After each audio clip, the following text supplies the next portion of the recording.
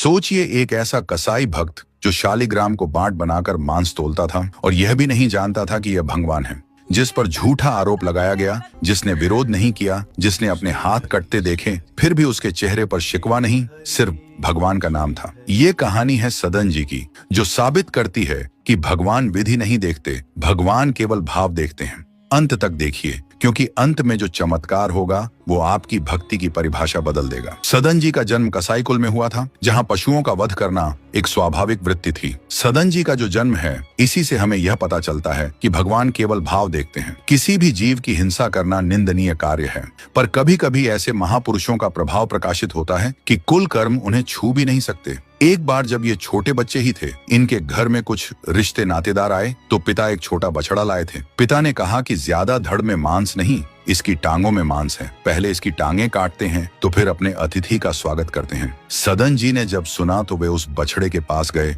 और लिपट कर रोने लगे। बच्चे थे, बछड़े से बोले कि ऐसा ऐसा मेरे पिताजी कह रहे, तुम्हें काटा जाएगा, और उसे दुलार कर रहे थे। बछड़े के भी आंसू निकल रहे हैं। हर जीव को कष्ट का पता होता है, इसलिए मानो बछड़े ने कहा कि तुम अपने पिताजी से कह दो, उचित तो यह है कि पहले मेरी गर्दन काटे। तो सदन जी ने कहा, ऐसा क्यों? बोले, क्योंकि मैं पूर्व में ऐसा था। तुम्हारे पिताजी पशु थे और मैंने इनकी गर्दन उड़ाई है, तो मैं पशु बना हूँ। इनसे कह दो तुम्हें पहले गर्दन ही काटनी चाहिए, पहले जिंदा टांग मत काटो। मैंने तुम्हें इतना कष्ट पूर्व में नहीं दिया था, सीधे गर्दन काटी थी। ये बात सुनकर सदन जी बोले, इसका मतलब जो कर्म किया जाता है उसका फल मिलता है। बछड़ा बोला, जरूर मिलता है। मैंने पूर्व में तुम्हारे पिता की गर्दन काटी थी, इस जन्म में इसीलिए मुझे पशु बनना पड़ा, और पक्का तुम्हारे ही पिता मेरी गर्दन काटेंगे। तुम रोक नहीं सकते, क्योंकि वो विधान है, पर वो पहले टांग ना काटे, पहले गर्दन काटे। अब ये घटना सदन जी के दिल को छू गई कि जीव को अपने कर्म का फल भोगना पड़ता है,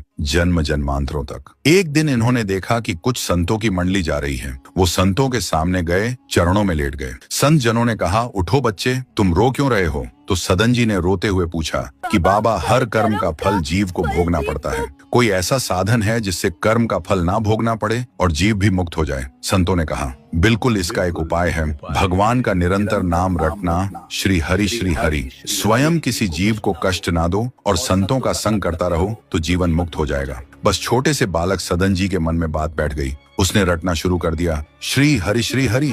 उनके पिताजी जब तक रहे तब तक वो वध करते रहे जीवों का। पिताजी की मृत्यु के बाद सदन जी ने कभी किसी जानवर का वध नहीं किया। वो कुल परंपरागत मांस खरीद लाते और उसी को मुनाफा करके बेचते और परिवार का पोषण करने लगे। इसी तरह समय बीतता गया और ये जवान हो गए। एक दिन ये रास्ते में आ रहे थे तो किसी साधु के झोले से शालिग्राम भगवान गिर पड़े।